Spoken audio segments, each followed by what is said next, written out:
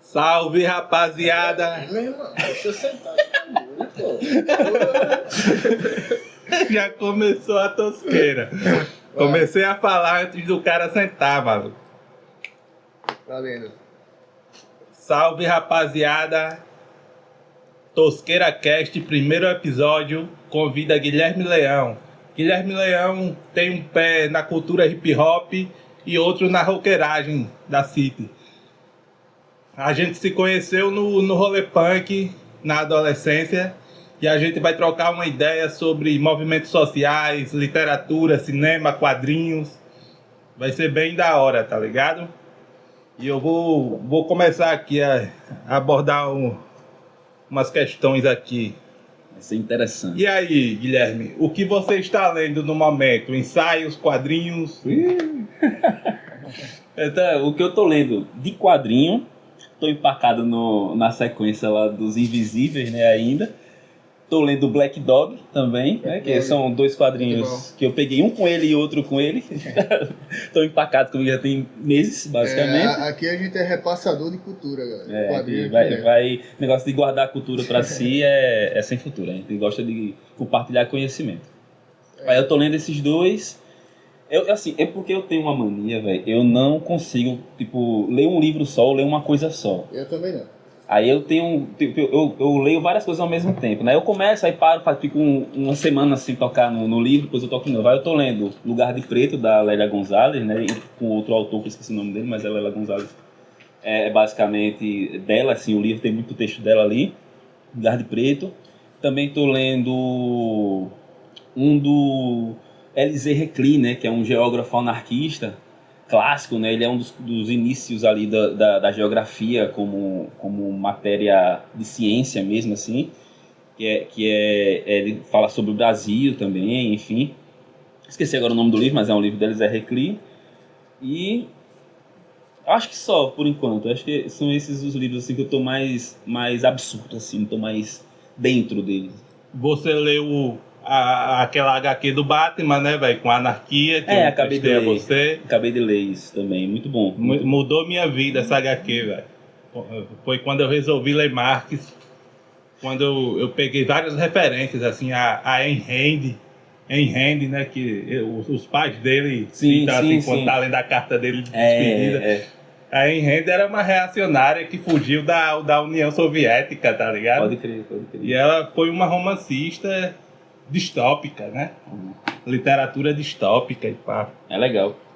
É engraçado esse Anarquia, porque quando eu peguei ele, né, assim, eu pensava que ele ia ser um vilão mesmo, assim, vilão clássico ali, porque enfim, né, história do Batman, super-herói, estadunidense e tal, a gente já imagina como vai ser retratado uma anarquia, né, um anarquista, uma coisa do tipo assim, né, como um terrorista ou algo do tipo. E que, assim, dentro da história ali, o sistema trata ele como, tá ligado? Mas a história em si, eu não vi assim, pelo menos. Eu não entendi se que o roteiro tratou ele como tal, tá ligado? Ele é um jovem que tem uma perspectiva ali de crítica ativista, né? Ele não é militante anarquista, ele é um ativista, né? Ele não dialoga com a sociedade para mudar a sociedade a partir dela, né? Ele quer pontuar coisas ruins que tem na sociedade, então ele é um ativista, né? Ele gosta dessa atuação, ele faz isso e... Como é que o Batman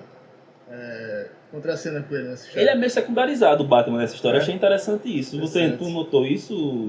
É o Alan Grant, né, velho? O roteirista. O Alan Grant, ele foi um anarquista. Ele morreu? Ele morreu, o Alan Grant?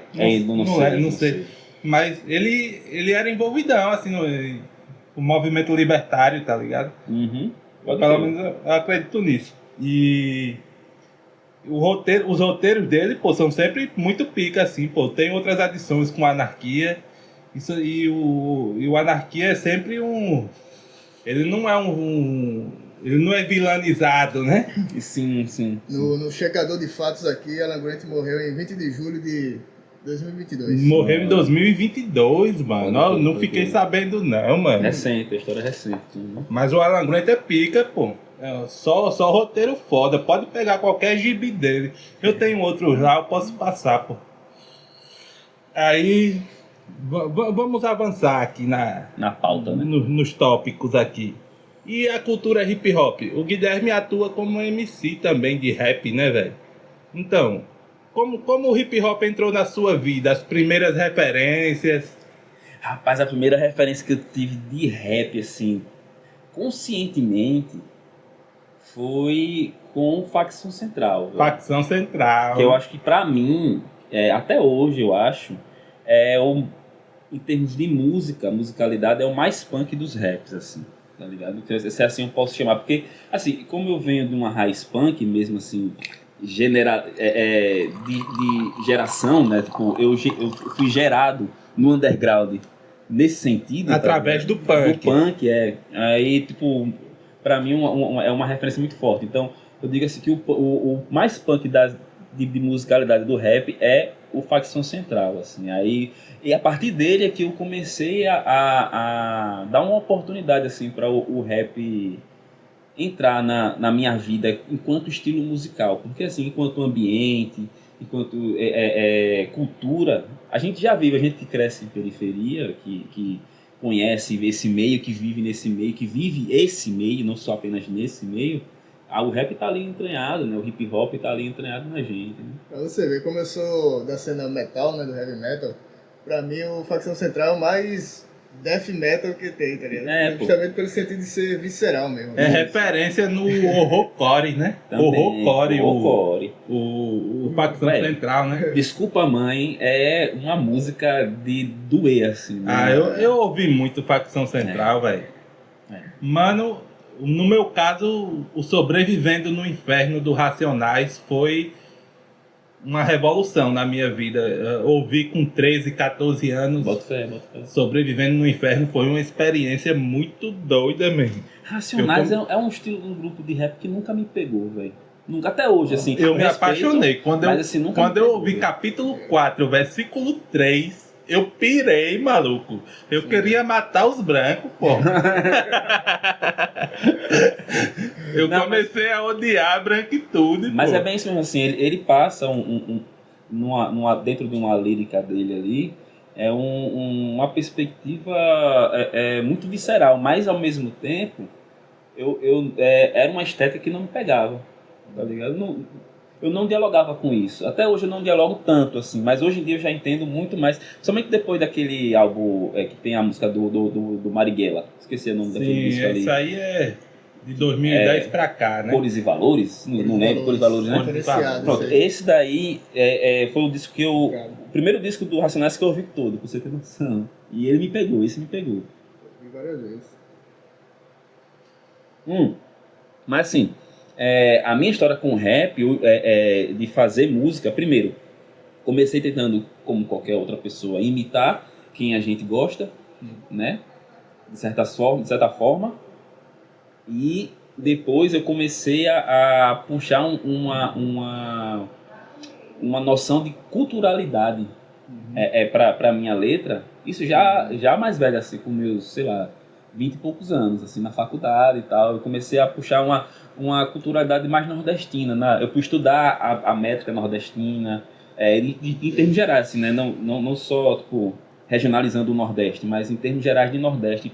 O que é que vinha de poesia, de escrita, de métrica nordestina, assim, em termos gerais. Aí comecei a colocar isso na letra e isso acrescentou muito na minha escrita, tá ligado? Muito mesmo, assim. Aí agora, depois de uns anos, né, foi quando eu quis lançar o meu EP, que eu acho que é o primeiro EP que eu lancei na minha vida, assim, de independente, que é mais puxado pro rock, assim, é a base mais rock, com letras de rap, levada de rap, mas que tem que bebe desse rock, tá ligado?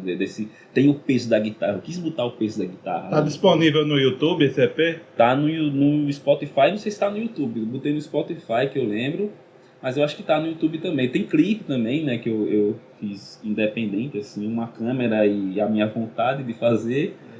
E é isso, assim, o rap, ele hoje em dia, pra mim, ele dialoga muito com o rock, assim, na minha construção. E quando eu for construir rap, eu tenho muito claro pra mim que é vertente com rock, assim, ICT, bebendo muito, Pavilhão 9, Planet Hemp, que eu já ouvia bastante, né, desde os meus, sei lá, 12 anos eu ouvia muito Planet Hemp. Impregnado. Né? Pavilhão 9, né, velho? Pavilhão 9, eu tava ouvindo Pavilhão quando eu fui morar no interior da Bahia, que eu comecei a comprar CD de rap e de rock. Viciadão em rock e em rap, velho. Aí achei o CD do Pavilhão 9 no Camelô.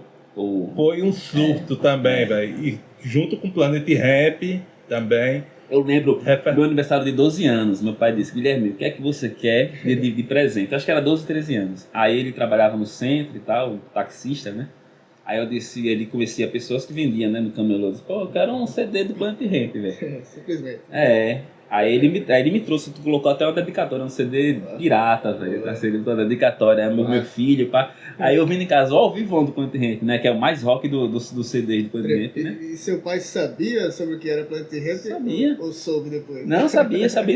Pô, Marcelo D2, eu era neném assim, já tava passando na televisão sendo preso, né, tudo mais. Polêmica, né. Então todo mundo conhecia, é o Snoop Dogg brasileiro, assim, é o Marcelo D2, né.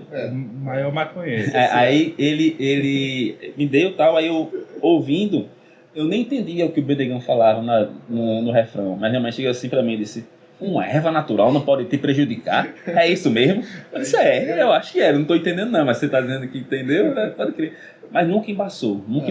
Assim, com relação a som, velho, minha mãe e meu pai, até pra construir som, né, pra fazer som, minha primeira banda, eles me deram muito apoio. Meu pai levava a gente, pegava a bateria do brother que tocava com a gente, botava no carro e botava a gente junto e levava pras quebradas lá, e tocou em quebrada muito doideira, assim, que eu nunca ia, porque era muito distante de onde eu ia, não tinha um busão direto, chão de jaqueira e tal, essas coisas. Já toquei ali por conta do meu pai, que me levava lá, que me levou e tal. Nossa. Então, assim, é uma coisa que eu sempre tive apoio. Nunca teve dinheiro, mas apoio teve, tá ligado? Pode crer. Aí a gente tava falando de rap, pô. Eu faço rap também, né, galera? Sim. Aí no meu rap, pô, a sacada do meu rap é que eu tento unir a diversão com o protesto político, pô. Eu tento falar de droga ao mesmo tempo que eu falo de diáspora africana, mano. Uhum. Aí eu falo de travesti, eu falo do mendigo, eu falo que eu bebi, vomitei. aquela linha ali, como é que faz? Há dias sem tomar banho, fumando crack. Não carecia, sepsia, né? Pô, carregando comigo uma faca de cozinha. Isso aí, pra tirar sua vida eu sofro de esquizofrenia paranoide, né? Então eu tive esse episódio aí, passei por essa situação aí de andar com uma faca de cozinha, surtado, querendo fazer merda na rua, velho. Sinistro, ainda bem que não conseguiu, né? Não, alguma coisa me conteve, velho. Ainda bem. Pra isso temos a arte. Madrugada em Jaraguá, com uma faca no bolso, com 2 contos no bolso.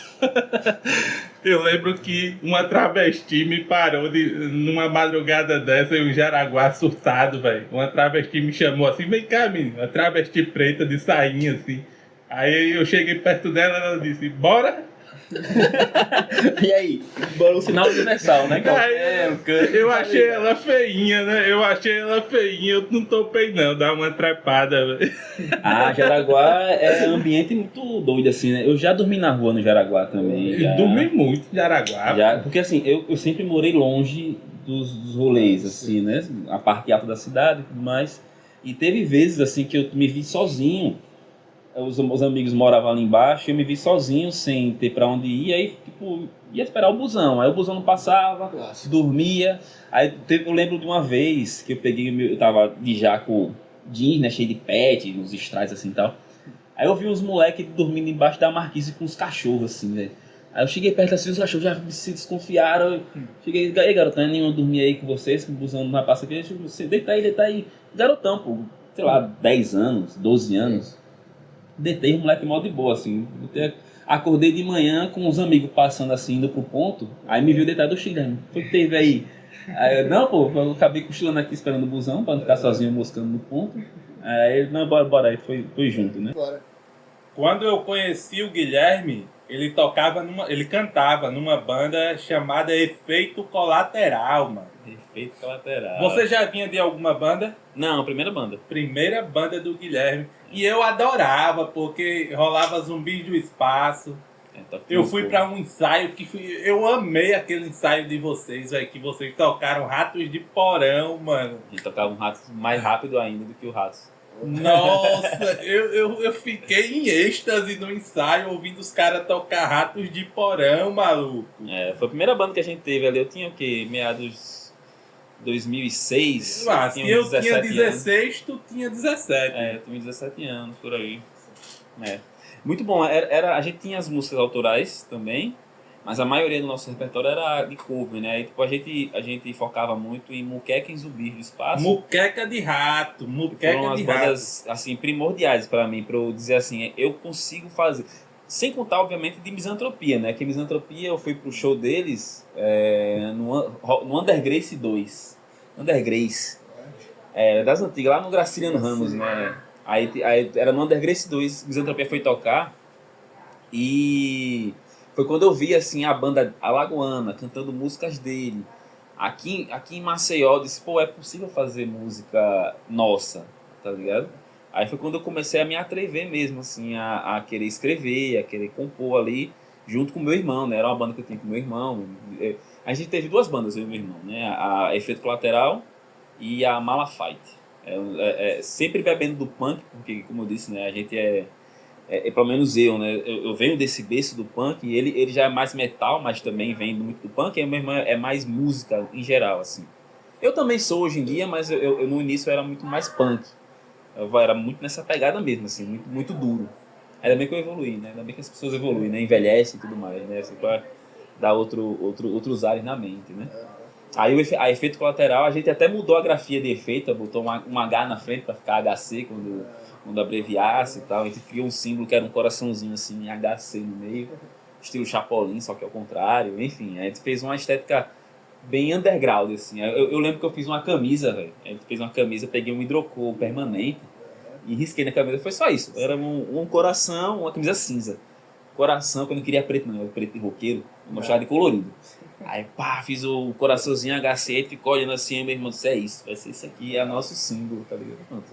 E hoje é a Pulso, né? A Pulso já com outras influências. Outras influências, porque assim, a gente, querendo ou não, toda a banda que eu formei tem uma vertente punk, porque é isso que tá dentro, né? Sim. Mas hoje em dia, com maturidade, com experiência, a gente vai agregando novos estilos ali na construção sonora, né? Aí bebe de tudo, Johnny Cash, sei lá, grunge, tá ligado?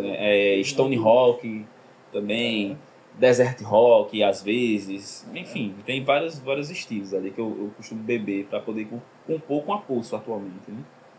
Como vocês classificam o som da Pulso? Tem um rótulo assim? Eu tento não classificar com rótulo, né? Tem quem diga que é punk.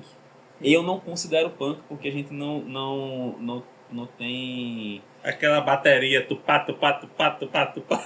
Isso, assim, e não foca no ritmo, né? Assim, a gente tenta trabalhar mais ali a outras coisas, o instrumental, e também não tenta colocar muita melodia, mas ao mesmo tempo não é só gritaria, tá ligado? Então, é uma mescla, eu tento fazer realmente uma batida ali de influências, tá ligado? E as letras da Pulso transitam por quais universos, assim, né?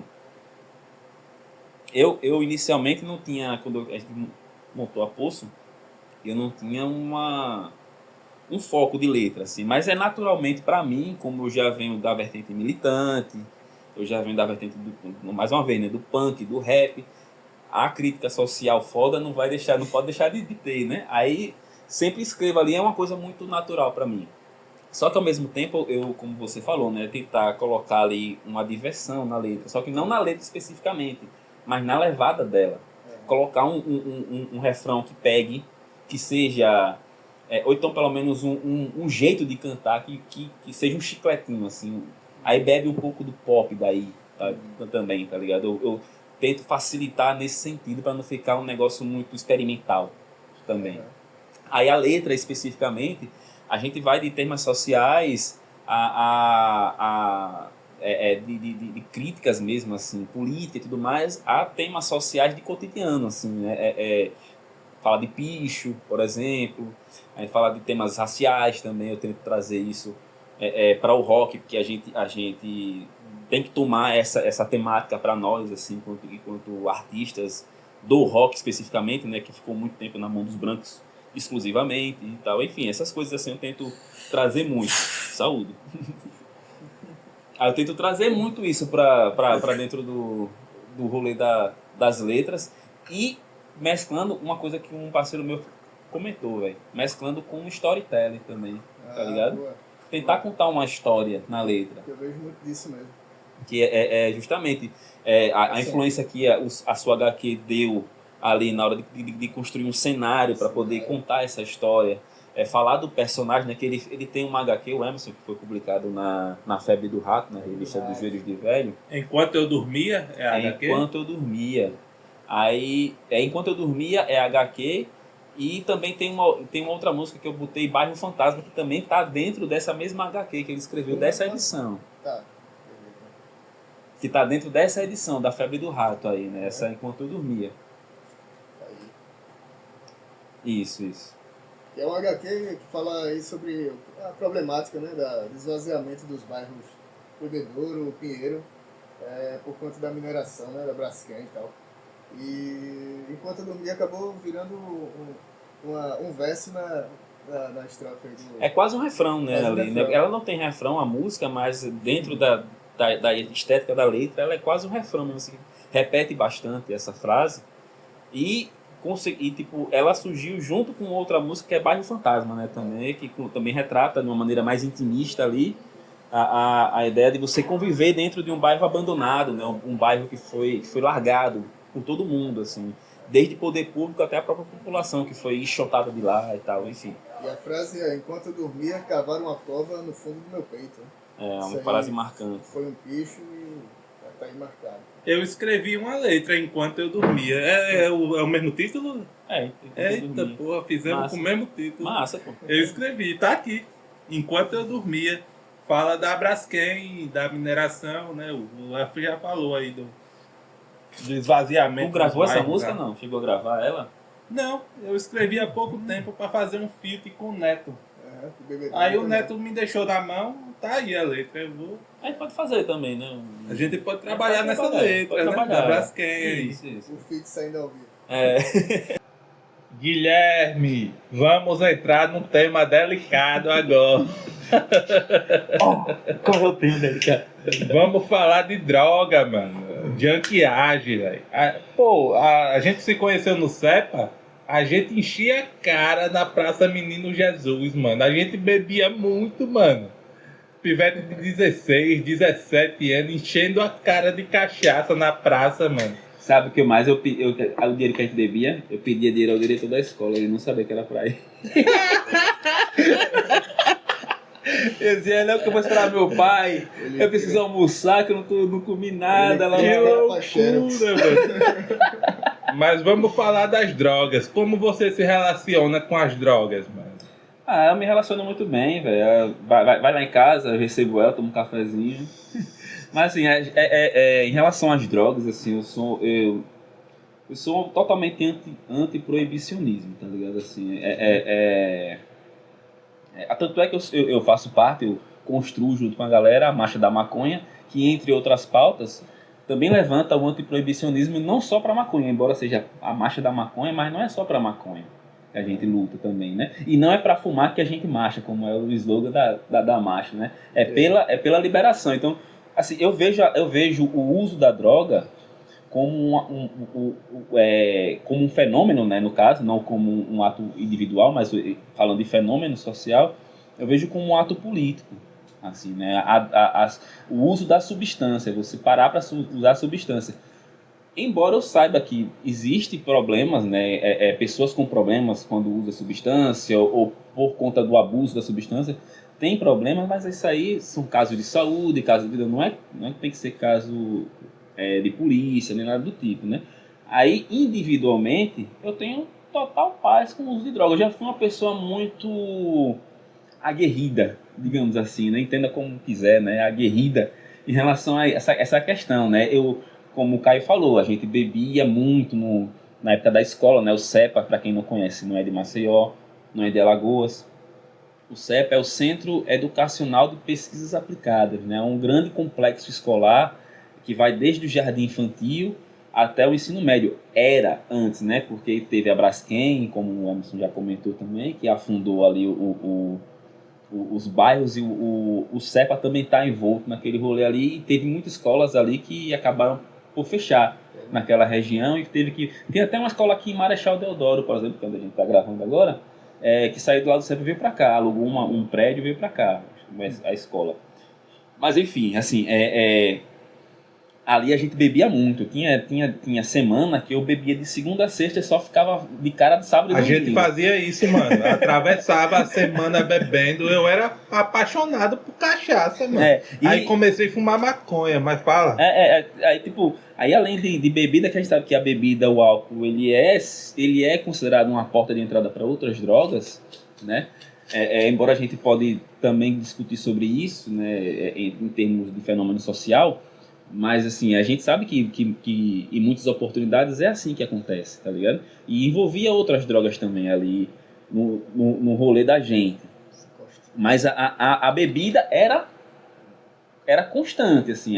O kit felicidade que a gente chamava, né? Era 5 conto. 1 litro de vodka, 2 litros de refrigerante e às vezes um rateio de algum tiragosto, quando alguém conseguia ali, né? Pegava um tablete de queijo. Meu irmão, eu nunca vou esquecer. A vodka marosca era 3 contos, mano. Tem mais barato, né? Tinha um tubão de 2, mano. Tinha tropical de 2. Tropical, cachaça de cabeça. Tropical, mano. Um tubão de R$2 de cachaça, mano. A gente bebia isso, mano. Era assim, a gente teve muita sorte de não estar com doença uma doença brava, fígado, né, assim, né? Pelo menos eu acho que não, né? Eu creio que não, porque eu dependo do SUS, e o SUS ele tem um certo problema, às vezes, de não tratar com prevenção as doenças, né? Ele é mais reativo, assim. Quando o sintoma aparece, é que você consegue acesso a tratamentos e tudo mais. Mas, enfim, isso é outro rolê. Aí o uso de droga, assim, em geral, eu sou no sentido de ser livre para quem quiser ter acesso seguro. A gente tem exemplos muito, muito claros, assim, né? Países como, sei lá, Canadá, que tem um centro de uso de drogas, né? Onde você vai, tem a seringa, tem cachimbo separado. A gente tem no Brasil política de redução de dano, que é colocado por ONGs, assim, que a galera leva cachimbo individual para as pessoas de rua, em situação de rua. Então, nesse sentido. Além disso, existem estudos e pessoas que trabalham em cima do uso dos lisérgicos para o trabalho psíquico ali, para pessoas que, obviamente, têm suas questões de saúde mental ali, psíquica, é um pouco mais complexo. Mas, em geral, tem estudos muito avançados sobre isso, sobre o benefício dessas substâncias, o uso do cogumelo, a própria maconha também, né, que não é licético, mas ainda assim uma substância que, além de ser ilegal no nosso país, infelizmente, tem muitos estudos avançados sobre ali o uso dela em diversos aspectos. E é aquele papo, né, velho? A gente precisa se drogar de alguma forma, não importa o que. A droga como símbolo, não como substância, a gente precisa se embriagar de alguma coisa. Arte, cultura, aí tem gente que gosta de substância, tudo comedido, tudo com maturidade, né? A gente é adulto, acho que dá para usar, se divertir, todo mundo se organizar certinho, todo mundo se droga, todo mundo transa. É aquele negócio, todo mundo curte, né? E esse papo de guerra às drogas, a gente sabe que é desculpa pra matar preto e favelado, né, velho? O clássico, né? Assim, tudo por isso é que tem que legalizar, né? Tudo é desculpa pra isso, né? Em prol de colocar todo mundo num cercadinho ali, deixar a classe trabalhadora, que é majoritariamente preta, né? Por ser pobre e tudo mais, né? Tem toda essa questão. Deixar no cercado de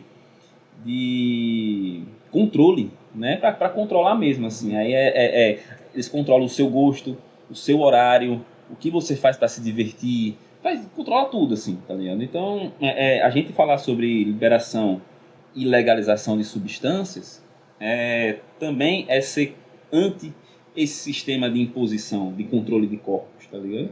Hoje mesmo eu vi um videozinho no Instagram e tal, de um cara com Parkinson, um senhor de idade com Parkinson e tal. ele faz o uso da maconha mesmo, Beck, não era nem substância isolada e tal. Ele chega se tremendo assim na sala, fuma um baseado e o vídeo ele sem cortes, ele faz um time-lapse. Em questão de 5 minutos, ele começa a se acalmar, tá ligado? Ele para de se tremer, fica bem suave. Tipo assim, é benéfico, tá ligado? Eu não tenho Parkinson, mas também acalmo os nervos. Eu que sofro de esquizofrenia paranoide. Quando eu tô surtado e eu fumo um baseado, eu volto pra realidade na hora, mano. A psiquiatria não tem noção disso. Os psiquiatras, os psicólogos não têm noção disso. Então, vamos entrar num tema legal aqui, pô. Eu destaquei esse tópico aqui pra gente conversar. Espiritualidade, ateísmo, cosmogonia. De onde viemos? Para onde vamos? Por que estamos aqui? O que ou quem somos? Assim, eu tô num processo assim de desenvolvimento da minha espiritualidade, tá ligado? Eu era ateu, né? Aí abracei o agnosticismo, né? O agnosticismo, você não refuta a existência de Deus, mas você também não aceita, né? Você fica em cima do muro ali. Você não acredita, mas também você não nega, porque a ciência não pode provar nenhuma das duas coisas. A inexistência de Deus não pode ser verificada cientificamente e nem a existência de Deus. Aí o agnóstico fica em cima do muro, né? Aquele problema. Aí eu abracei o agnosticismo, né? Massa. Aí Gesticula menos, só para o foco nesse coisa. Abracei o agnosticismo. E agora eu sou deísta, né? Agora eu acredito em Deus. Então, eu acho que isso aí é um processo natural, cara. Eu também eu fui vindo da tradição católica, né, e tal. Mas ali com uns 12 anos já eu dispensei a ideia de Deus e tal, todas aquelas certezas, né, que a gente é ensinado a ter. E o processo natural é ser ateísta mesmo, negar as coisas, para depois construir as suas certezas. É rebeldia, velho. Então nesse processo também já fui ateu, já fui agnóstico. E o outro passo, que eu acho que é o que você se encontra, eu mesmo encontro faz um tempo, é o gnosticismo. Você não tem muita certeza das coisas, mas procura respostas. Né? Procura entender a linguagem de Deus, digamos assim. No gnosticismo a gente tem o demiurgo, né? E os arcontes. Aí é que a gente entra em Os Invisíveis, a HQ, pô. A HQ é mais que um HQ, viu? Pode ser uma realidade, viu? Os arcontes, essas entidades, mano. Eu desconfio que essas entidades existem, tá ligado? Aí o demiurgo, pô. O demiurgo do gnosticismo é uma entidade que criou o universo, só que um universo defeituoso. É uma entidade maligna, tá ligado? O demiurgo. Mas, assim, eu acredito num Deus, tá ligado? Um Deus completamente sem moral, mano. Um Deus que não intervém na nossa vida. Um Deus que não é pessoal. Um Deus que se aproxima do Deus de Spinoza. Um Deus que tá na natureza. Tá em todas as coisas, assim. É um Deus que é o universo, tá ligado? E é vivo, né? Ele se metamorfoseia, né? Se evolui e tal. Nós somos uma expressão divina. Como é que eu posso falar, pô? Nós somos expressão da divindade. Nós somos a divindade se expressando, tá ligado? Essa nossa forma humana. É como o cristão pensa também. O cristão, mano. O cristão, ele costuma ter um Deus separado de si, tá ligado? Mas ele diz que o homem é a imagem... Não, depois de Jesus Cristo, não. Depois de Jesus Cristo, ele trouxe a redenção e a aproximação com a imagem de Deus mesmo. Que Deus o ser humano, ele é a imagem e semelhança de Deus. Mas essa compreensão da galera é tosca, pô. A galera vê assim, se vê separada, tá? Tipo, eu sou um indivíduo e Deus está lá, eu estou aqui, tá ligado? A galera não percebe que é Deus se manifestando o tempo todo, um fractal divino, um fragmento divino. Não, eu não acho que seja isso. Assim, eu não sou cristão, já para deixar claro, eu não sou cristão, mas como eu venho dessa tradição, né, isso é coisa que a gente aprende desde criança. E a tradição cristã, ela bota que não é bem assim, tipo, tudo as árvores, os animais, eles são tudo expressão de Deus. Então, Só que tem uma tudo com como é que chama? O verso diz assim, que nenhuma folha cai sem a permissão de Deus, né? Só que aí eles entram numa contradição, porque sim, e as pessoas que simplesmente não agem conforme o que a igreja predispõe, por exemplo, eles não consideram pessoas trans, tá ligado? Não, sim, aí tem a ideia do diabo. O diabo corrompe a criação divina, né? É para isso, ele é o, como é que chama? É onde eles vão colocar tudo que é falha do mundo em cima dessa carga do diabo, né? Que expiatório, né? Isso, que é a força contrária, é aquilo que está ali para colocar o ser humano à prova, porque tudo foi criado para o ser humano. Entendeu? Os animais, a natureza, o mundo, o universo, tudo foi criado em prol do ser humano. É o velho antropocentrismo. Antropocentrismo, o ser humano no centro do universo. E o que a gente está dizendo aqui é tipo, nós não somos o centro e o universo não tem centro. Não, eu entendo a diferença. Só dizer assim, porque o cristianismo, o cristianismo, não só o teísmo, né, o monoteísmo, né? Ele prega isso, né? Assim, só que tudo isso em função do ser humano. Isso quer dizer, assim, no fim das contas, toda essa criação, toda essa expressão divina, ela é em função do ser humano, né? Principalmente do homem, né? Que aí vem toda a questão de quem foi que construiu essa religião, né? Essas ideias. Assim. Guilherme é ateu, né, velho? Eu sou ateu, graças a Deus, né? Já dizia, como é? Zélia Gattai? Zélia Gattai, anarquistas, graças a Deus. Eu tenho esse livro lá, viu? Eu sou ateu, graças a Deus. Quem quiser ler, eu faço aí. Eu nunca li, velho. Anarquistas, graças a Deus, eu tenho o livro e nunca li, mano. Também nunca li, não. Mas assim, porque eu sou ateu e, como você falou, né? A gente vem numa tradição cristã, você depois renega essa tradição, vira ateu, e depois você começa a construir a sua própria identidade. E a minha identidade começou a se construir em cima do ateísmo mesmo. Principalmente depois que eu descobri toda a questão filosófica, né? Eu fui muito para a filosofia, só que o que me marcou e o que me pega muito é a crescente filosófica do materialismo. Tá ligado? Aí tem gente que vai para o materialismo histórico e dialético, né? Que já vai ter mais do marxismo.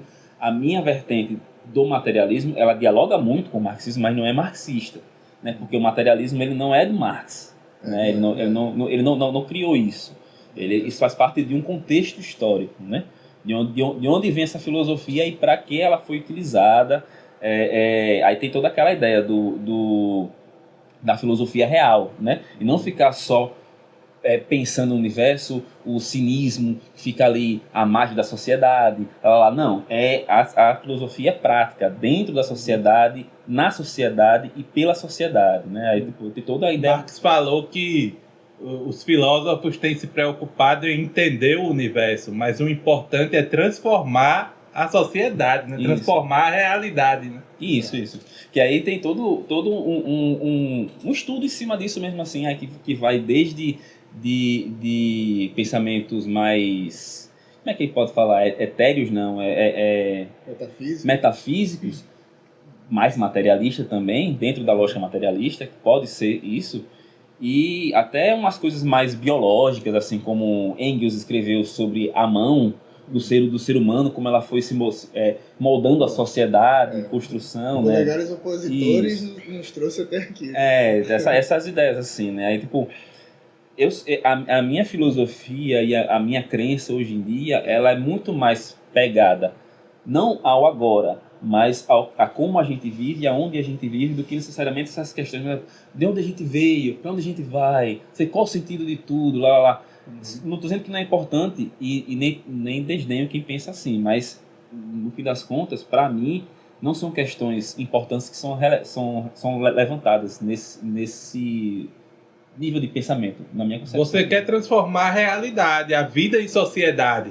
Aí eu penso que quem pensa assim só tá pensando a superfície da realidade, tá ligado? Aí eu tenho preconceito, eu desenvolvi um preconceito.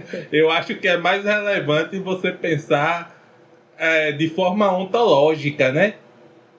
é a essência de todas as coisas, pô. A Ah. nossa condição de energia. Aí é aqui que eu me afasto da... Porque eu também li de várias fontes budistas, taoístas, metafísicas também, que podem nos levar, assim, a uma realidade que não é essa, tá ligado?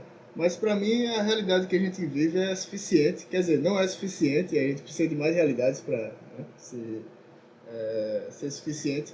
No entanto, pra mim não existe essência. Isso foi a partir de uma leitura do budismo e do taoísmo, talvez equivocada, mas não sei. Porque pra mim não existe essência, somente relações entre as coisas, tá ligado? Nesse sentido, eu não sou somente energia, tá ligado? Eu sou energia nesse corpo e esse corpo habita essa realidade. Portanto, o que eu sou hoje é o que eu sou em relação a essa realidade. É o que eu sou em relação a esse copo de cachaça, tá ligado? A minha essência, ela é mutável. Eu acho isso também, porque tipo, as vertentes, as correntes de pensamento que buscam essa essência humana, geralmente ocorre em erro, pô. O ser humano, é essencialmente mal, o ser humano é essencialmente bom, o ser humano é neutro, o ser humano é isso, isso é coisa do ser humano mesmo. Quando, na verdade a gente vai ver que não é bem assim, pô. O ser humano é competitivo por natureza. Será? Será? Tá ligado? Será? Tem corrente filosófica que diz que não, tá ligado? Tem o próprio materialista, ele inclusive, né, que é o Kropotkin, ele vem dessa vertente que ele queria contradizer aos darwinistas sociais da época, né? Que Darwin escreveu a teoria da evolução das espécies e a galera rateou essa teoria dele e quis aplicar na sociedade. E ele diz, você está usando a biologia para justificar isso, eu vou usar a biologia para rebater o que você está dizendo que é certo. Porque tem o apoio mútuo, tem não sei o que lá. Ele começa a explicar biologicamente que existe outro tipo de vertente que não é só a competição entre as espécies. Tá ligado? Não há natureza humana, mano. Natureza humana não existe, mano. A ideia é basicamente O assim. universo é imoral, mano. O Ou universo... a moral pode ser também, né? Não sei. A moral acho que é A mais... moral, sem moral. Porque assim, esse que você falou sobre o Deus que não tem moral, não liga para essa realidade que a gente vive, me lembrou muito que, enfim, eu gosto muito de RPG, gosto muito... Aí eu jogo um RPG chamado de Cthulhu. Aí o chamado de Cthulhu, que é dentro do universo do HP Lovecraft, e ele criou todo... Não só ele, né, obviamente, que tem toda uma galera ali que criou junto com ele essa ideia do mitos de Cthulhu, né, onde ele cria vários deuses ali, e esses deuses são de uma magnitude tão imensa que a gente, enquanto tempo histórico, tempo cósmico, enquanto seres cósmicos, não fica nada, pô. É poeira, tá ligado? Aí, justamente isso assim, eles são tão grandes que acabam ficando amorais. E, na nossa perspectiva, muitas vezes, imorais. Porque eles, muitas vezes, a vontade deles antagoniza com a nossa existência, tá ligado? E isso é ruim pra nós, tá ligado? Então vira uma imoralidade. Tá ligado? Acho essa ideia de imensidão, como você falou, uma outra realidade, nesse sentido, realidade artística, né? Que a gente precisa dessas realidades, desses escapes do material mesmo, assim, para poder viajar mesmo, exercitar a imaginação, lá. E isso eu concordo também. Nesse sentido, eu quase falei errado aqui, galera. Uma realidade só não basta, tá ligado? A gente precisa criar outras e tal. Sim. Uma só não por isso que a gente gosta de arte, por isso que a gente gosta de ver filme, gosta de ver série. Enfim, né? Tem gente que é mais sisuda em relação a isso, gosta... eu só assisto documentário. Aí tem uma pessoa que, assim... Tem uma certa culturalidade ali, mas é uma culturalidade limitada, né? Ela mesma se limita, assim. Eu não gosto de me limitar. Eu gosto de ouvir pessoas como o Caio, que creia uma coisa diferente da minha, porque eu aprendo. Né? E de repente desenvolve outra coisa na minha cabeça, pô. De repente vai que cola essa ideia dele em mim, em algum momento, tá ligado? Eu sou aberto em relação a isso. Eu acho que às vezes a gente tá tão engessado num conceito que a gente não quer mudar de jeito nenhum, velho. Eu cheguei a uma conclusão acerca da natureza da realidade, tá ligado? Eu acho que Deus se perdeu num jogo. A vida é um jogo no qual Deus se perdeu no jogo. Pode crer. Eu acho que o ateu, por exemplo, que desconsidera a existência de Deus, é Deus esquecido de si mesmo. Pode ser. Eu cheguei a essa conclusão. Uma ideia. Você se esqueceu de você, mano. Você é Deus esquecido de si mesmo, do que você é, mano. Eu já uma perspectiva minha, né? Eu, assim como você, eu já fui um pouco mais sisudo em relação à minha crença ou descrença, enfim, como queira pensar, onde eu dizia assim, pô, se uma pessoa é teísta, ou nessas coisas, pra mim ela é uma pessoa automaticamente burra, ilimitada. Sim. Eu já tive essa crença. Eu já tive essa crença. Já tive essa perspectiva. Hoje em dia eu já não tenho mais, ainda bem, né? Porque a gente vê muitas pessoas assim que contribuem muito intelectualmente, enfim, essencialmente, né? Eu só me lembro de quando eu cheguei na filosofia, jovenzinho ali, 18 anos e tal, eu já era ateu, né? E um professor de filosofia medieval, ele era cristão e tal. Eu cheguei pra ele, pô, mas no final da aula, né, pra provocar. Pô, mas professor, mas com todo esse conhecimento em filosofia e tal, o senhor já é doutor e tal, será que a filosofia não serve pra negar a existência de Deus? Ele disse, meu cara, mas serve também pra afirmar, tá ligado? Exatamente, pô. Então, Exatamente. assim, uma pessoa pode ser culta eu me achava o ateu inteligentinho, tá ligado? Inteligentinho. É porque a gente veio de uma época que o ateísmo é da época, por exemplo, do Richard Dawkins em alta, né? Richard Dawkins. Onde era uma militância, entre aspas, ateísta, onde a galera ficava refutando. Meu irmão, acho que meu irmão que tem esse livro, eu não sei, não lembro. Ele era um livro de um professor de filosofia da UFAL, eu acho, teologia da UFAL. Enfim, não lembro qual era, mas era da UFAL ele. E ele publicou esse livro onde ele rebatia versículos da Bíblia. Ele botava ali. Eu não lembro como era o nome do livro, mas eu lembro que eu li, eu adorava fazer isso. Adorava, né? Adorava fazer, mas lembra aqui, o Evangelho de Lucas dizia isso aqui, lá. Enfim, velho, mas é coisa. Assim, eu observo hoje em dia que é uma certa imaturidade até do pensamento ateísta, tá ligado? Vamos lá.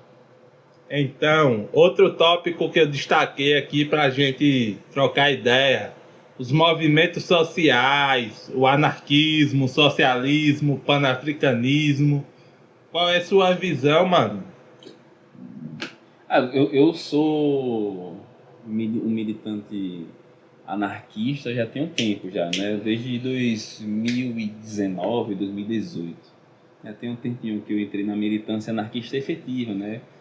Me organizei num chamado partido, né? Embora tenha a noção distorcida do que é um partido, né? A gente considera assim que é uma aglomeração com doutrina, com segmentos ideológicos e práticos também, enfim. Aí um conjunto de pessoas, né? Tá gravando. E é isso, assim. Aí eu sou militante anarquista já tem um tempo, faço militância popular, né? Ali no coletivo popular, né? No grupo de tendência, né? Que é uma tendência horizontal, né? Chamado Resistência Popular também, enfim. Aí eu tenho essa vertente anarquista que não é, pelo amor de Deus, não existe anarcocapitalismo. Por favor, galera, não vá nessa onda. É de linha socialista, é de linha ou comunista também, pode ser. Enfim, só não é capitalista. Por favor. Sobre o panafricanismo, você acha que tem algumas críticas, entendeu? Eu tenho. O panafricanismo eu não compacto assim. É uma coisa mais complexa que eu também realmente, assim, sendo sincero, eu não se aprofundou. Eu não, aprofundar até sim, mas eu não tenho uma completude, porque ela é muito complexa mesmo, assim. Mas, em geral, em termos gerais, como é apresentado hoje, o panafricanismo, eu não compacto com essa ideia, né? Muita gente gosta de respaldar o seu panafricanismo muito no Malcolm X, quando, na verdade, Malcolm X se distanciou do panafricanismo. Exatamente. Né? Ele viu problemas, ele viu que tem críticas, o garvenismo, ao garvenismo, principalmente, né? Assim, a ideia do Marcus Garvey. Acho que nesse pontão você podia explanar aí o que seria esse panafricanismo. O Malcolm X se aproximou do socialismo no final da vida, pô. Mas o que seria, o que é que prega aí? O panafricanismo é a afrocentricidade, né, velho? O negro como centro de tudo, o negro como o berço da civilização, que é um fato, tá ligado?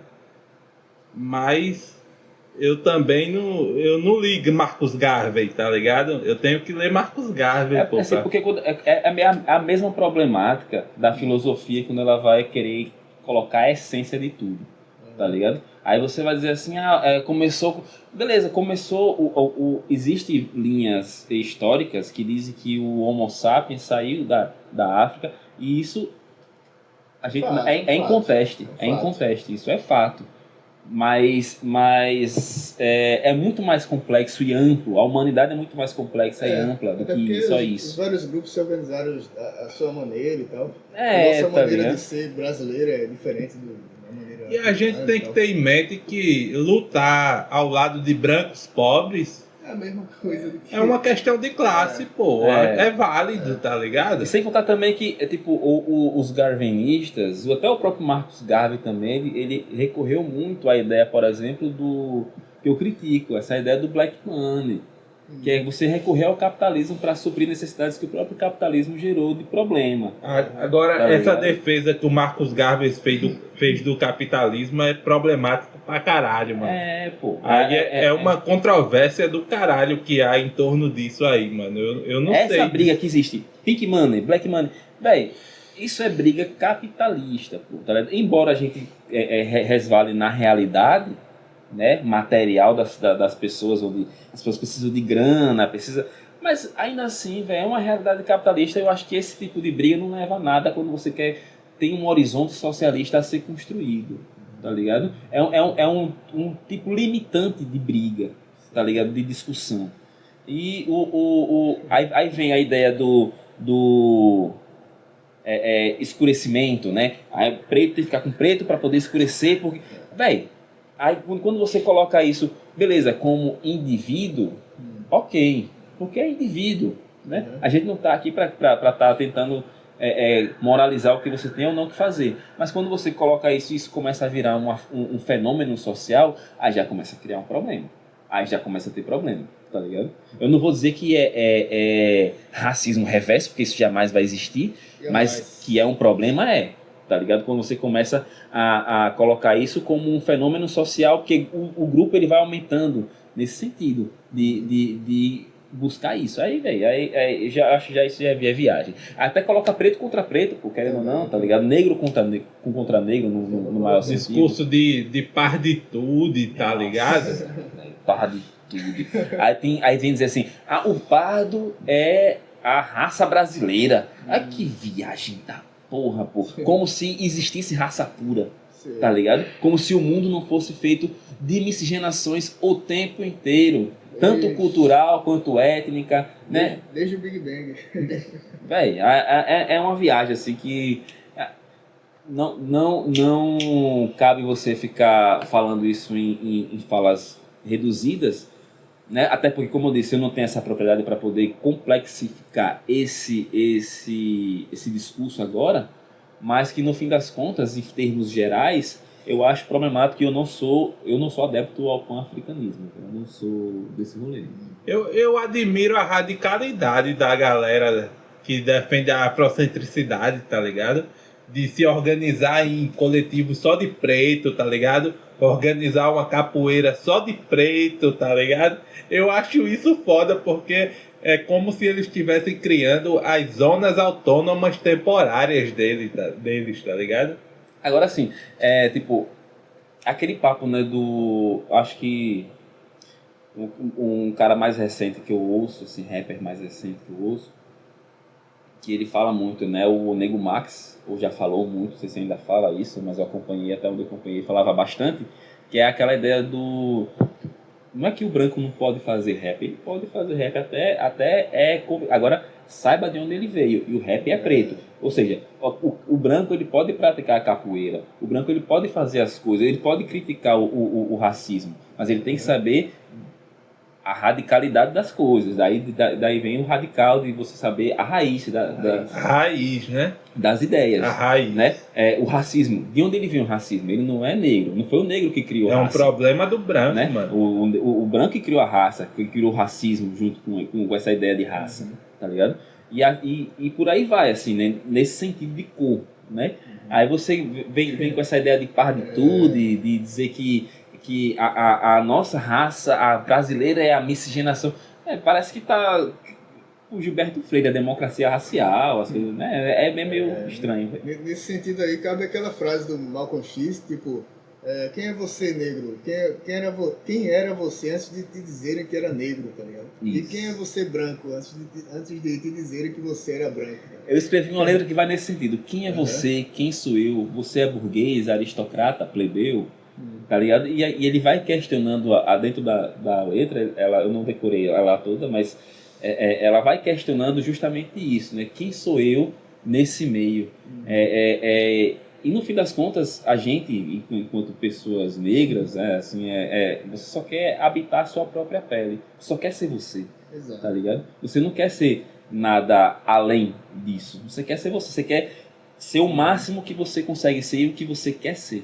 É isso, tá ligado? E o mundo poda o tempo todo, o racismo poda o tempo todo quem você é, assim como a pobreza, assim como a condição social de gênero também e de sexualidade poda você das suas máximas expressões que você pode alcançar, pô. E você só quer habitar a sua pele, tá ligado?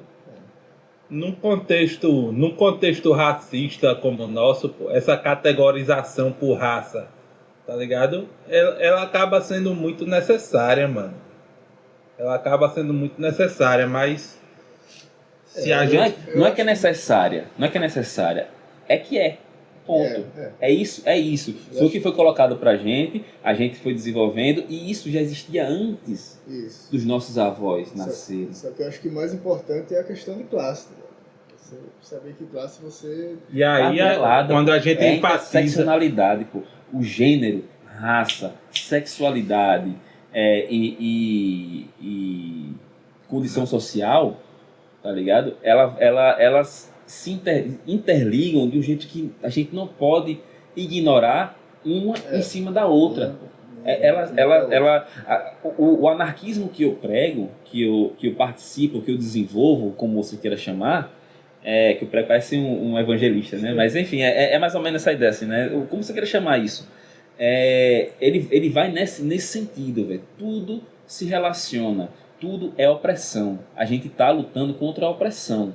Tá ligado? As opressões, elas existem na sociedade e muito provavelmente elas vão continuar existindo por um bom tempo. O que a gente precisa é tomar consciência dessas opressões e o que é que a gente pode fazer para reprimir elas na sociedade. Porque é assim que funciona. Você reprime aquilo que tá te reprimindo.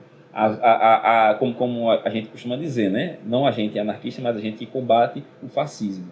Que o fascismo se combate com violência, porque ele em si é uma violência em cima dos nossos corpos e da nossa sociedade, tá ligado? E a opressão, ela vem atrelada a esse pensamento fascista, mesmo não sendo a mesma coisa, né? Você pode ser opressor sendo de esquerda, você pode ser opressor sendo um liberal, tá ligado? Mas a opressão, ela acaba sendo dialogando bastante com essa ideologia nefasta, que foi o fascismo. Então a gente tem que tomar consciência de que é importante que a gente combata as opressões, não importa de onde venha, e nenhuma luta é acima da outra, tá ligado? O combate da opressão, ela tá interligado. Se você prioriza, por exemplo, a galera os gavernistas gostam de colocar o conceito de raça acima de qualquer classe. outra coisa, acima até de gênero. Também, acima de classe e de gênero. Vamos lutar contra o racismo, depois a gente luta contra a opressão de gênero. E não é bem assim, pô. Você vê um homem negro sendo machista, aí quer passar a mão em cima da... Não, mas é porque ele não desenvolveu o sexismo, porque ele não é a raça dominante. Isso aí. Véi, você é um adulto, você sabe muito bem o que você está fazendo, tá ligado? Eu já vi panafricanista pagando pau por Robinho, estuprador, tá ligado? E aí, pô, Robinho, pô, execrável em qualquer sociedade que você olhe. Pô, o cara foi condenado lá onde ele tava, condenado aqui, condenado em todo canto. Pô, o cara é execrável, pô. É porque é negro que você vai passar a mão em cima da cabeça dele? Não é assim que funcionam as coisas, tá ligado? Não é assim. Daniel Alves, Porra, vai tomar no Neymar. Tomar no cu, tomar no cu. Indo nessa seara de De jogador. jogador de futebol Jogador escroto. merda. A gente começou um quadrinho, pô. Um quadrinho afrocentrado, tá ligado? Mas a gente tem que pensar direitinho como a gente vai desenvolver essa história, pô. Nesse sentido aí, e nesse quadrinho mesmo, a gente aborda essa questão da zona autônoma temporal, né? Do Hacking Base, Zona Autônoma Temporária. É uma ótima forma, assim, que eu acho, de a gente viver de uma forma autônoma. Explica mais esse conceito aí. Esse conceito, pô, é o seguinte, pô. O Hacking Bay é um anarquista, né? Mas ele não defende a ideia de uma revolução num futuro longínquo, né? Sim. A revolução daqui a 100 anos. Ela pode ser Não, aqui ele e defende agora. a revolução agora, no presente, mano.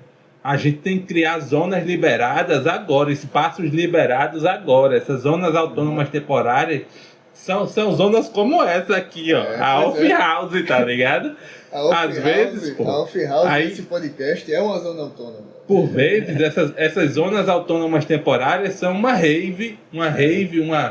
festa de um bando de punks doidões sob efeito de cogumelos, como eu escrevi no meu livro, tá ligado? Por vezes é isso, pô, uma festa, tá ligado? Uma celebração, um banquete, tá ligado? São as zonas autônomas temporárias, pô. Aí é que tá a ideia do... Acho que a gente tava conversando em off, né? Fora daqui, falando sobre você ler aqueles que vieram antes, para não tentar inventando roda. Porque a teoria anarquista, se assim... Que a teoria anarquista, nesse sentido, ia dizer, né? Que ela não prega uma revolução amanhã. Ela prega a construção da revolução hoje. Tá ligado? Como é que você vai fazer isso? Tomando o Estado? Não, pô. Não vai fazer isso. Você vai delimitar um território. A gente tem que criar nossos espaços. Você vai lutar pelo seu espaço. É isso então, aí. ele não está imitando. A grande sacada... Parece que ele está imitando a roda, dizendo, isso aqui. Não, velho. Não é. Ele só está reproduzindo aquilo que já foi criado. Agora, se ele não lê os antigos, acha que está inventando a roda, porque anarquista é assim. Tem muito anarquista que é assim, acha que é o suprassumo da inteligência. Olha só como eu sou inteligente, eu inventei isso aqui. Não, pô. O cara já, em 1800 e tanto, já estava falando isso. Tá ligado? Emma Goldman já estava vivendo liberdade sexual em 1800 e o caralho. Tá ligado? Emma Goldman. Nietzscheana. Velho. Falando sobre liberdade feminina antes do feminismo que a gente conhece existir. Lutando pela liberdade das mulheres. Tá ligado? Foda, engraçado, pô. Que ela curtia um filósofo que era misógino, né? O Nietzsche. E aí, Guilherme? E o que você tá consumindo de cinema, mano? O que você já viu de interessante que você possa indicar pra gente? Quais são suas referências? Cinema, mano. Bicho, assim, eu queria... A gente tava conversando em off, né, fora aqui da gravação, sobre um quadrinista que eu particularmente gosto bastante, é italiano, é o Zero Calcari. E ele tem 2 séries animadas na Netflix que são muito boas, né? Então recomendo bastante dar uma checagem lá. Um é Linhas Pontilhadas. Sim. E o outro eu não lembro, velho. Mas é Zero Calcari, não tem como você errar. Vai lá que tá lá. E tem o quadrinho dele que eu tenho em casa, essa edição muito boa, que é Kobane e Colin, é quando ele foi para o Kurdistão. Ele relata a viagem dele ao Kurdistão, ele vai em Rojava, vai em Kobane, vai visitar esses lugares e vai levar mantimentos pra galera, vai levar uns materiais pra lá. É um documentário? Não, é porque ele é cartunista, então é um relato mais cartoonizado. Sim, ele conversa com um personagem lá que é um elefante, que é a consciência dele. Enfim, ele tem uma parte lúdica, mas também tem a parte... Mas ele trampa com cinema também, né? Ele tem uns filmes, eu assisti um filme dele que eu não vou lembrar agora, vou ficar devendo pra vocês, mas ele tem um filme onde ele participa da produção lá do filme, que é uma banda de punk no interior da Itália, só de coroa, os caras são velhos, assim, já são mais velhos, casados, sei lá das quantas, e eles querem chamar uma banda estadunidense que eles gostam muito, que tá fazendo turnê pela Europa, eles querem chamar pra lá, só que tá sem condição de grana. Aí eles têm toda uma correria pra poder fazer isso, assim, a banda é underground, é um rolê underground da porra. Na Itália, no interior, muito foda mesmo. Aí de filme, eu gosto muito de terror, então eu queria indicar um filme que eu assisti recentemente, saiu aí acho que tava no cinema recentemente, enfim, que é The Ugly Stepsister, que é um horror, um body horror, né? Chama, né? Body horror, né, e tal. Que é contando a história da Cinderela em horror, só que na perspectiva da irmã adotiva dela, né? A filha da madrasta. Me indicaram isso aí. Sensacional e nojento. É nojento. Se você gosta de ver, de ficar agoniado quando você vê uma cena de gore, vai, velho. Vai que é sensacional. O tempo todo eu ficava... Mas vale a pena assistir. É sensacional. É isso. Horror, eu só gosto do Jordan Peele, pô. É isso, tem uma gama, isso é uma um horror miríade. psicológico também. É um horror social também, Horror né? social, Racial, que ele bota muito. Porque é racial, né, velho? É Racial. filme de preto, pô. À medida que a gente Filme tá de gravando preto. hoje, vai sair um filme dele, né? Que é com um dos irmãos Wayans, o Marlon Wayans, Sim. que é de terror, que é sobre futebol americano e tudo mais também, que é nessa pegada de horror social também. É legal. Mas você já viu alguma coisa do Gaspar Noé, mano? Gaspar Noé no... Diz aí alguns títulos. Irreversível. Reversível, Enter the Void. Enter the Void. Eu adorei Enter the Void, velho. Adorei mesmo, assim, é um filme... Porque assim, eu gosto de filme doido, né? Ele tem A pegada dele é filme doido. essa perspectiva única não, né? Mas assim, é muito foda, que é da visão de primeira pessoa. A câmera subjetiva. Né? A assinatura dele. Me lembrou também de outro filme de terror, que eu vou ficar devendo o nome, que eu não lembro direito, assim, me fugiu, American Psycho não é, porque é com Christian Bale, mas é algo a ver com isso, assim, que é com Elijah Wood, onde ele é o assassino, e o filme todo ele só aparece 2 vezes, Elijah Wood. O resto é só a visão dele, ele matando a galera. Nossa, é sensacional esse filme também. Mas Gaspar Noé, Enter the Void, foda pra caralho, filme bom. Clímax, Vortex, Não do vi. Gaspar Noé. Não vi. Clímax, Vortex. Carne. Já é dos curtas, né? Curta-metragem, né? Eu vi Carne, pô. Eu vi Carne. Não Esse pirei, Irreversível eu tô até deixando engatilhado no meu celular pra... Agora assistir. a gente tem que ver Love um dia, mano. Do Gaspar Noé. Love, mano. Uma travesti brasileira. Tem uma travesti brasileira no Love, mano. Pode crer. É pica, mano. Massa. Sexo explícito, tá ligado? O Gaspar Noé botou os atores pra trepar, mano. Então, aí tem umas críticas em cima dos filmes deles por conta disso, né? Assim, a galera tem atores que criticam muito Aí é... esse tipo de atuação dele, assim, de exigência que ele faz, em série. Assim, É o método dele, né? então, é quem atua quem quer. Mas não é bem assim, né? Porque tem a ideia da hierarquia, né, velho? Set de filmagem tem muita ideia de hierarquia. Se você aceita um filme, tem um contrato para isso. Então você tem que atuar e ter toda uma coisa de opressão em cima do trabalhador. O diretor pode incorrer nessa... Né? Então eu não estou dizendo que é ele, não dizendo que é o caso, tá ligado? Não sei.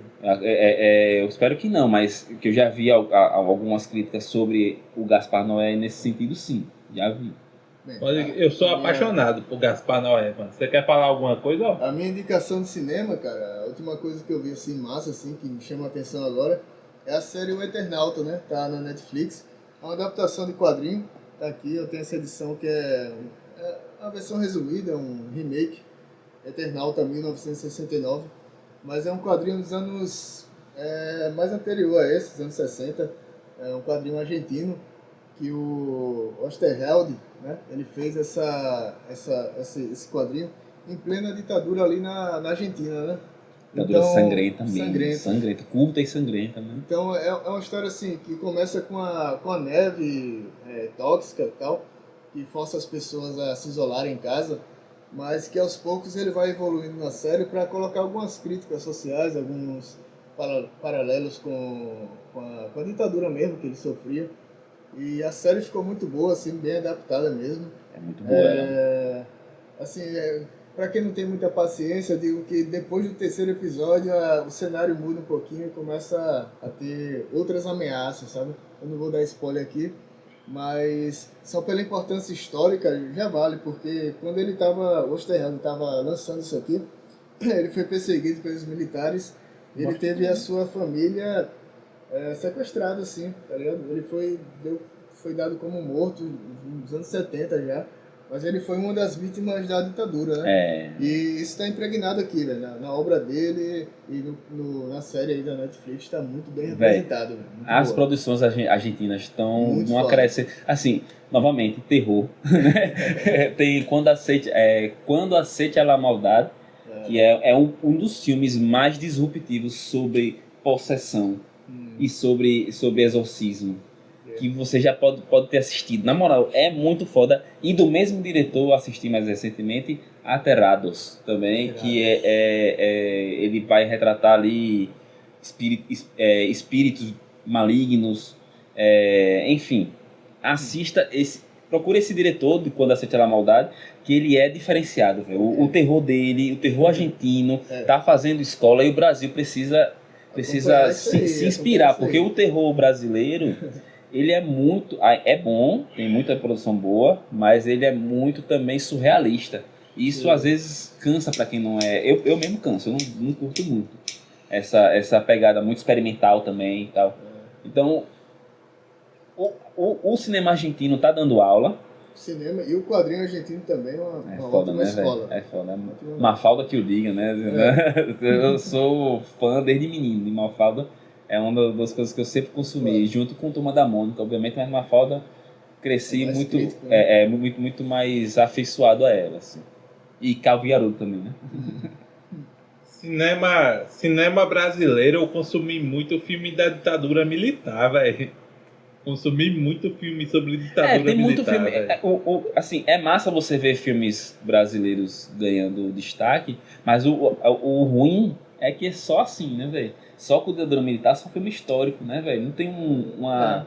Tem esse filme novo aí, né, do Kleber Mendonça Filho, O Agente Secreto. Mas é ditadura militar mas também. Sobre esse mesmo tema. Fica meio que monotemático, né? Monotemático. Assim. É bom, mas ao mesmo... Assim, e cinema brasileiro também faz escola, porque... Eu vou falar aqui... não sei se vai ser assim, que me desculpem as pessoas juridicamente falando, tá bom? Mas é porque tem um filme brasileiro que eu vi o trailer e que ele conta a história de um cara que ele vai roubar um carro e esse carro, ele é de um cara rico e ele fica trancado nesse carro, ele não consegue mais sair desse carro. A galera fica lá e o cara fica fazendo esse ladrão de cativeiro ali. O carro é o cativeiro do ladrão. E a vítima vira o algoz dele. E tem toda uma trama ali. Ele pede socorro, ninguém consegue ouvir do lado de fora. É uma viagem. Saiu recentemente o filme estadunidense na mesma pegada com Anthony Hopkins. A mesma ideia, a mesma coisa. Fomos roubados? Aí fica aí essa ideia do Brasil, cinema brasileiro fazer de escola. Mas você vê que Hollywood rouba o tempo todo o filme dos outros, né? E do Larry Clark, você viu o quê? Larry Clark, que é isso? Do Kids, do Ken Park. Kids, Ken Park, assisti, sim. Cheiro da Gente. Não, esse eu não vi, não. Maravilhoso. Skateboard. Pode crer. Skateboard, sexo, drogas. Kids, né? Prostituição. É o Kids, só que é outro filme, né? O Larry Clark só é isso. É skate, droga. Monotemático também, mas é bom. Trabalha de um jeito interessante, né? Não é necessariamente...